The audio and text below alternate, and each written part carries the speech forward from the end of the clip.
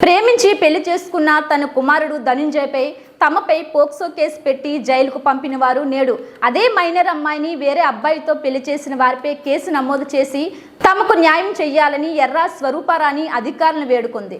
దీనికి సంబంధించిన వివరాల్లోకి వెళ్తే కేఎస్ఆం ఏరియాకు చెందిన అమ్మాయితో నవభారత్ ప్రాంతవాసి ధనుంజయ్ ప్రేమించుకొని ఇంట్లో ఎవరికీ చెప్పకుండా పెళ్లి చేసుకున్నారు. కానీ అమ్మాయి మైనర్ అవడంతో ధనుంజయ్పై అతని తల్లి పిన్నిపై కూడా పోక్సో కేసు పెట్టారు.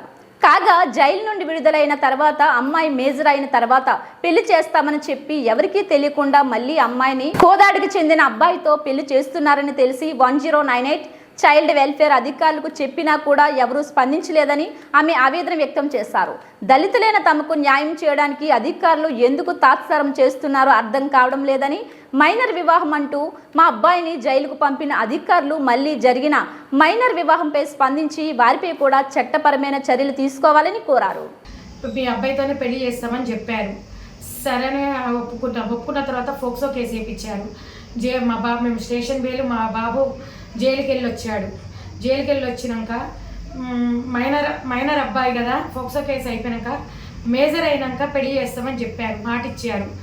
అలాంటిది ఇప్పుడు మాకు తెలియకుండా అదే మైనర్ అమ్మాయిని కోదాడ వేరే అబ్బాయితోనే పెళ్లి చేశారు. మరి మైనర్ అబ్బాయి వేరే అబ్బాయితోనే పెళ్లి చేశారు. మరి అదే అబ్బాయి మా అబ్బాయి మ్యారేజ్ చేసుకుంటే ఫోక్సో కేసేసి మమ్మల్ని జైలు పంపారు. మరి మాకు మాట ఇచ్చారు కదా మీ అబ్బాయితోనే పెళ్లి చేస్తామని, మరి మాకు తగిన న్యాయం చేయగలగాలని కోరుకుంటున్నాము. మైనర్ అమ్మాయిని పెళ్లి చేసుకున్నారని మా అబ్బాయికి కేసేసారు. మరి ఫోక్సో కేసు చేశారు, వెళ్ళొచ్చాడు జైలుకి.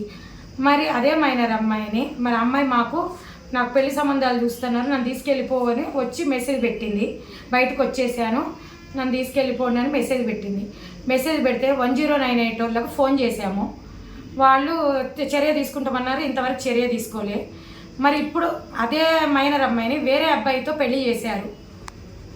మరి మేము ఎస్సీ అని మేము దళిత వాళ్ళమని చెప్పేసి వాళ్ళు మమ్మల్ని తక్కువ చూపు చూస్తున్నారా? మరి పై అధికారులకు కూడా తెలుసు. మరి మాకు తగిన న్యాయం చేయాలని కోరుకుంటున్నాను.